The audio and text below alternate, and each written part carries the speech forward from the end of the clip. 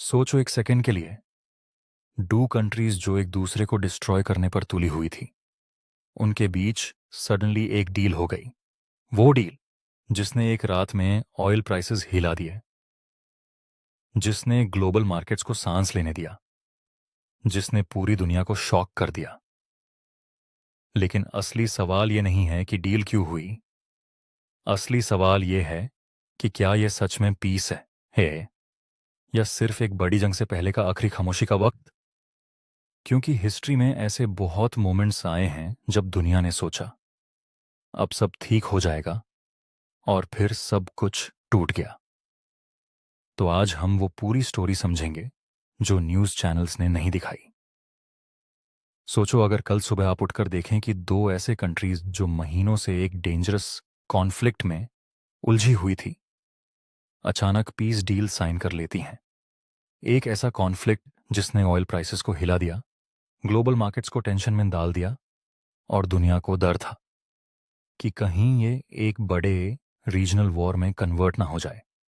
और अब अचानक अमेरिका और ईरान ने एक अग्रीमेंट अनाउंस किया है जो लड़ाई को रोकने और दुनिया के सबसे इंपॉर्टेंट ट्रेड रूट्स में से एक स्ट्रेट ऑफ हॉर्मुज को फिर से खोलने का रास्ता बना सकता है। लेकिन सवाल ये है कि आखिर ऐसा क्या हुआ कि सालों से एक दूसरे के अपोनेंट्स रहे अमेरिका और ईरान सडनली पीस की तरफ बढ़ने लगे। इस डील में एक्चुअली है क्या, और पूरी दुनिया इस पर इतना फोकस क्यों कर रही है?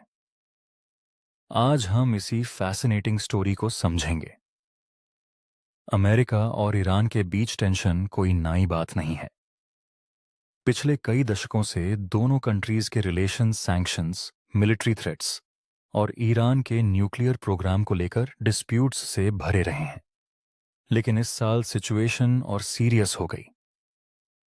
टेंशन्स इतनी बढ़ गई कि डायरेक्ट वॉर की सिचुएशन क्रिएट हो गई।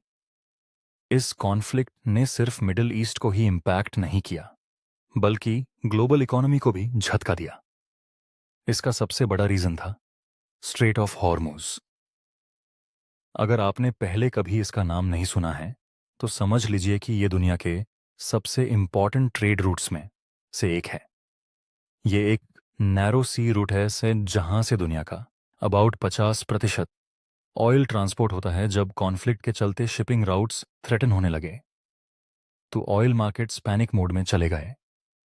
कंट्रीज को लगने लगा कि अगर ये रूट बंद हो गया तो फ्यूल प्राइसेस स्काई रॉकेट कर सकती हैं और ग्लोबल सप्लाई चेन्स डिस्टर्ब हो सकती हैं।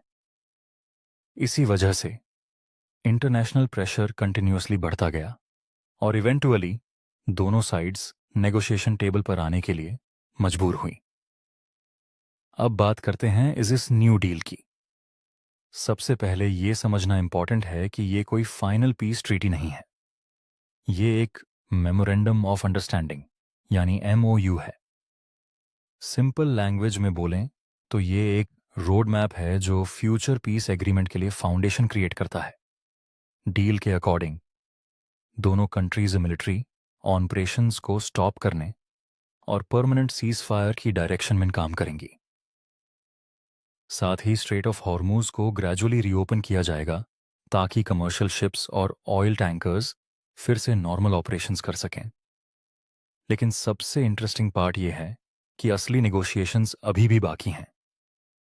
आने वाले वीक्स और मंथ्स में ईरान के न्यूक्लियर प्रोग्राम, इकोनॉमिक सैंक्शंस और फ्यूचर डिप्लोमेटिक रिलेशंस जैसे सेंसिटिव इश्यूज पर डिस्कशंस कंटिन्यू रहेंगे। अब सवाल आता है कि इस डील से पूरी दुनिया को क्या फर्क पड़ता है। आंसर है बहुत ज्यादा। जैसे ही एग्रीमेंट की न्यूज सामने आई, ऑयल मार्केट्स ने पॉजिटिव रिएक्शन दिया। इन्वेस्टर्स को लगा कि एनर्जी सप्लाईज अब ज्यादा स्टेबल हो सकती हैं। स्टॉक मार्केट्स ने भी रिलीफ की सांस ली, क्योंकि जब मिडिल ईस्ट में टेंशन कम होती है तो ग्लोबल इकोनॉमी के लिए अनसर्टेनिटी भी कम हो जाती है।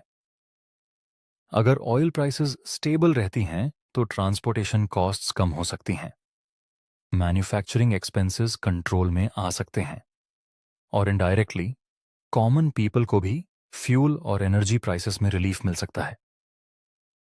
इसीलिए अमेरिका और ईरान के बीच हुआ एक एग्रीमेंट सिर्फ दो कंट्रीज की स्टोरी नहीं है। ये एक ऐसी इवेंट है जिसका इम्पैक्ट दुनिया भर के बिजनेसेस, गवर्नमेंट्स और ऑर्डिनरी सिटीजन्स तक पहुंच सकता है। लेकिन अब सबसे बड़ा क्वेश्चन है, क्या ये peace actually long term survive करेगी? हिस्ट्री हमें बताती है कि पीस अग्रीमेंट्स फ्रैजाइल होते हैं।